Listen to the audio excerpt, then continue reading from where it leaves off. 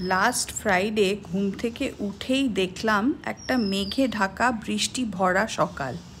ওয়েদারটা যতই গ্লুমি হোক না কেন, আমাদের মনটা কিন্তু খুব সানি আর চেয়ারফুল ছিল। কেন জানো? আমরা সকাল সকাল উবার নিয়ে যাচ্ছিলাম হাওড়া স্টেশন। দারুণ একটা প্ল্যান ছিল ফর দ্য উইকেন্ড অ্যাহেড। কলকাতায় আমার যতটা ফ্যামিলি আছে, মা বাবা, cousin, brother in law, nephew, বন্ধু, সবাইকে জোগাড় করে নিয়ে আমরা ভুবনেশ্বরের ট্রেনে উঠলাম। আমি নিজেকে খুব লাকি মনে করি যে আমার পাশে এত বড় একটা দলবল ফ্যামিলি আছে। হয়তো সবারই থাকে, কিন্তু আমি গডকে প্রে করি যেন প্রত্যেক মেম্বারকে যত্ন করে কাছে রাখতে পারি।